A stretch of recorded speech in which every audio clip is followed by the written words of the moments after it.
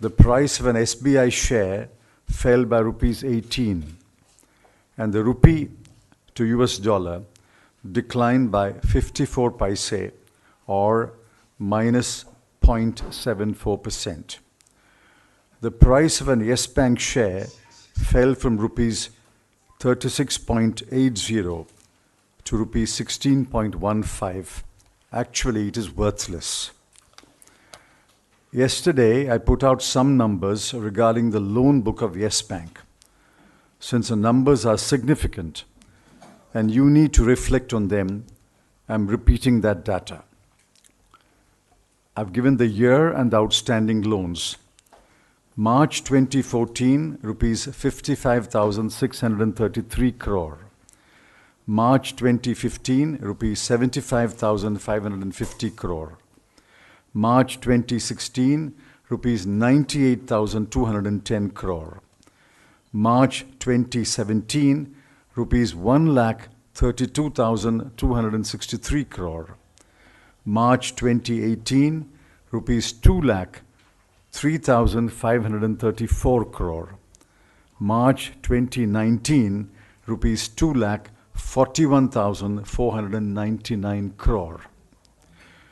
Please notice the jump from March 2014 to March 2019. The loan book was allowed to grow despite bank supervision by the RBI and government at the rate of 35% a year. Please also notice the spike in 2016-17 and 2017-18, the 2 years immediately following demonetization. Is no one in the RBI or government accountable? Which committee or who authorized the grant of new loans after March 2014? Were not the RBI and government aware that Yes Bank was on a loan-giving spree? It was not banking, but buccaneering. Did no one in the RBI and the government read the balance sheet of the bank at the end of every year? Why did nothing change after the CEO was replaced and a new CEO appointed in January 2019? Why did nothing change after a former deputy governor of the RBI was appointed to the board of Yes Bank in May 2019? Why did the alarm bells not ring when Yes Bank reported its first ever quarterly loss in the quarter January-March 2019?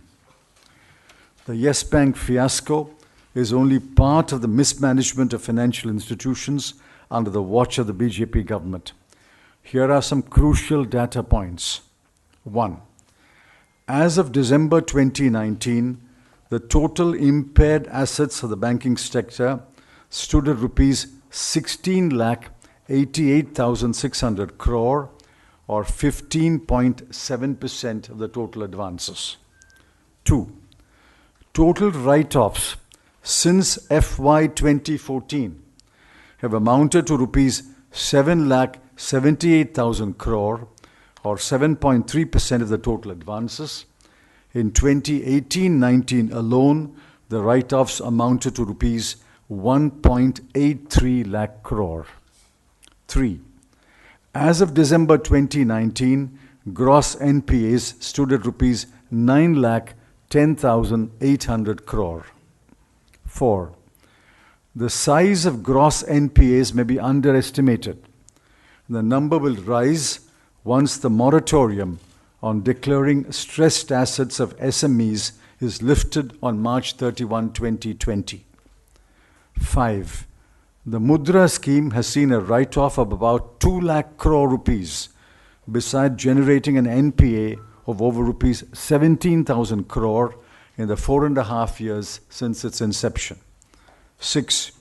According to the FM's answer to a question in Parliament, the amount involved in frauds in banks and select financial institutions increased from rupees 10,171 crore in 2013-14 to rupees 1,43,068 crore in the first 3 quarters of 2019-20. Those are points for you and the people to ponder. Let me return to the Yes Bank story and the resolution plan proposed by SBI. The plan appears to be that SBI will invest rupees 2,450 crore to pick up a 49% stake in the restructured capital of the bank at a price not less than rupees 10 per share, face value rupees 2. This is bizarre. When the net worth of the bank is perhaps zero, we will await details of the plan before we comment further. I stated yesterday that a better option would be for SBI to take over, under orders of RBI, the loan book of Yes Bank at 1 rupee and an obligation to assure all depositors that their money is safe and will be returned. Simultaneously, SBI should make every effort to recover as much as possible of the outstanding loans. There are other options that can be explored in consultation with former governors Dr. Rangarajan and Dr. Y.V. Reddy. The Yes Bank story is not over, but I shall stop for the present and answer a few questions on the subject. We'll take questions now. Anilji, we'll start with you. Sir, there is a report in Telegraph today called Friends of Modi. What kind of action you recommend for them? I've not read the report. Who are the friends of Modi? Not Randeep, not I. Who are? Anil Ambani and SL Group. Well, the FM named them yesterday. The finance minister named them yesterday, so it's for her to take action.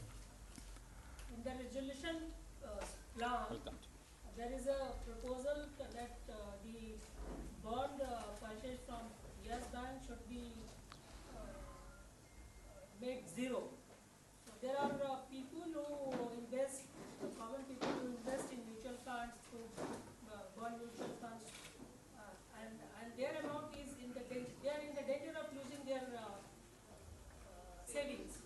So what sort of structure plan a common man can lose their deposit, and whatever they have invested, they are bound to lose if this restructuring plan goes up? See, we have said in our statement that depositors who deposited money with Yes Bank, either as current account or savings account or fixed deposit, they must be fully protected. Now, I don't know the size of exposure of Yes Bank bonds to mutual funds. I don't know which mutual funds invested how much in the bonds of Yes Bank. So without those numbers, it'll be very difficult to comment. That's why I said let's wait for the details of the plan. But the plan proposed as of yesterday night appears to be quite bizarre. That you're buying a worthless share for a price of not less than rupees 10. Sanjeev, I'll come to you, man. I have to go. First go to Sanjeev, then I'll go. So you talked about, you said that the size of gross NPAs may be understated and they're likely to rise, once the moratorium on declared assets, MSEs, SMEs, is lifted. So do you foresee a similar situation for other public as well as private sector banks like the Yes Bank that is happening? No, this is not, that statement is not about Yes Bank. That statement is about the whole banking sector. Today there is a moratorium on declaring as stressed assets SME loans. Therefore, that moratorium, I'm told, will be lifted on March 31. Oh, that's the proposal. So once that moratorium is lifted, a big part or a sizable part of those loans will become stressed. This is for the whole banking system. Ma'am, I'll come to you, sir. Since we are talking about the whole banking system, Finance Minister yesterday alleged that it was because of the Congress rule between the 10 years, 2004 and 2014, that the banks have faced several challenges. Yeah, sometimes when I listen to the finance minister, I get the feeling that the UPA is still in power, I'm still the finance minister, and she's the opposition. Ma'am, I'll come to you, sir. Sir, now time and again we have seen how the SBI comes to the rescue. We've also seen what happened with PMC banks. So looking at the entire ecosystem, do you think Also, there are some quarters which are raising the questions, what will happen if something happens to SBI tomorrow? Say the SBI says we don't have money. I don't get the impression that SBI is a volunteer in the Rescue Act. Just as LIC was not a volunteer in the IDBI Bank Rescue Act. These are command performances. I'll come to you. Sir, in a I'll come to you, sir.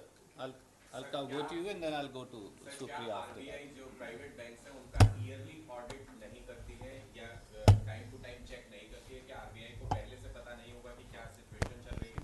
इसी से added से दूसरा question कि गुजरात की company के बारे में information आया है कि उन्होंने ये अनाउंसमेंट होने से जस्ट पहले 250-300 करोड़ रुपए अपना विड्रॉ कर लिया। सो क्या इसमें आरबीआई ऑफिशियल्स भी इन्वॉल्व हो सकते हैं इस पूरी चीज में कुछ लोगों को फायदा पहुंचाने? See, every commercial bank, scheduled commercial bank, as far as I know, is subject to an internal audit, a concurrent audit, and an external audit. The balance sheet has to be submitted to the RBI. Quarterly and half-yearly statements have to be submitted to the RBI. It's completely beyond my comprehension how no one in the RBI or the government, because the copies are given to the Department of Financial Services also. No one in the RBI seems to have read the balance sheet. If you had simply read the balance sheet, you will know the outstanding loans is jumping at the rate of 35% a year. And why did somebody not stop it? Sometime, say 2015 or 16. This is a matter that must be thoroughly inquired into. How is it that no official of the Department of Financial Services, no official of the RBI, no auditor notice that the jump in the loan book at 35% a year? Please remember, during that period, 2014-19, the loan book of the entire banking system was growing at about 9.5, 10% a year. And here you have S-Bank loan book growing at 35% a year. The second part of it, कुछ selective companies ने withdraw कर लिया। Some companies withdrew the money from one particular company and then. Well, if somebody had insider information and withdrew the money, that money has to come back to the bank. But I don't know the facts, so I can't comment more. Sir, in a given economic situation, and the latest example you have given of the Yes Bank, in previous PNC Bank, LIC and IRFS, in such a situation, do you think there is a symptom of all Indian economies gearing towards the financial emergency? Well, I don't wish nor do I predict a financial emergency. All this points to mismanagement. And if you continue to mismanage, obviously you will lurch from one crisis to another. And multiple crises will land us in a very, very difficult situation. Yesterday, I pointedly asked, does the finance minister know the numbers that I've put out? Whether she knew it before I put it out or whether she knew it after I put it out is immaterial. Once these numbers are before her, was she not bound to answer one simple question? How did the loan book jump from 55,000 crore in 2014 March to 2,41,000 crore in 2019 March? That is a period of 5 years when, let me say with humility, I was not the finance minister. Supriya. Sir, I have a question slightly different from this issue. One is it's about the government has come out with this ad of selling its entire stake in Bharat Petroleum. No, let's finish. Yes, Bank, please. I'll come to you, Sanjeevji. I'll come back to you right now. Yes. I don't know. It's very difficult to understand how, in a matter of 2 years, 24 months, between March 2016 and March 2018, it rises by 100% plus. 98,000 crore to 203,000 crore. It's a 100% jump. It doubles. I don't think there's any bank in India which doubled its loan book in 24 months. So one must look into it. And sir, yesterday I'll come back to you. you talked about a thorough I'll come back. What kind of probe do you want? Can you elaborate? Well, first of all, RBI must come and tell us what are the irregularities and acts of misfeasance and malfeasance that appears prima facie from its study of the books of the Yes Bank. Now that there's a new board, the new board must look into it first. If there is simply incompetence and negligence, that requires one kind of action. But if it is more than that, if it is criminality, that requires another kind of investigation. All I'm saying is, somebody, some authority, RBI, I have greater faith in RBI than the government, must look into it thoroughly and come up with the truth. The attempt should not be to brush everything under the carpet. Raman. Sir आपने कहा कि fifth largest बड़ी company banking company yes bank में इस तरह की घटना हुई जब बैंक कोलैप्स हो गया, बैंक में जो इन्वेस्टमेंट जिन्होंने किया था उनका पैसा वापस नहीं आ पाया है अभी तक। कुछ लोगों ने अभी आपसे सवाल किया, कुछ लोगों को पहले से जानकारी होने के चलते उन्होंने पैसा वापस कर दिया, लेकिन जो आम आदमी है उनका जो पैसा फंसा हुआ है, पूर्व वित्त मंत्री के नाते क्या सुझाव आप दे रहे हैं? क्या वो रिजर्व बैंक का भरोसा करते रहे या कुछ और उपाय करें पैसा निकालने के? See, whoever takes over the bank must take over with the condition that all depositors' money is safe. FM mentioned yesterday about the mergers done under Governor Reddy. I urge you to read Governor Reddy's book, Advice and Dissent, I think about page 284 or so. Every depositor of GTB was assured and given back his or her money. So the mergers that we did under Governor Reddy ensured that every depositor got the last pie. My insistence will be, our insistence will be, whatever is the new management of Yes Bank, the depositors must be completely safe because they are the most innocent and least involved in this fiasco. So my question is, you just said that there should be some accountability and RBI should look into the matter. But you have also mentioned that the spike in 2016-17 and 2017-18, roughly 35%, no one in the RBI noticed. Well, that appears so. Nobody looked into it. If you looked into it, see, these numbers I gathered yesterday. Now, when I look at these numbers, I'm startled. Now, how can there be somebody in the RBI or government who has looked at these numbers every year and didn't do anything? Accountability from the same institution, which has failed to look at these numbers. No, I didn't say they will fix accountability. I said, is no one in the RBI or government accountable? Accountability has to be fixed. If nobody fixes accountability, ultimately the people of India will fix accountability. Ma'am.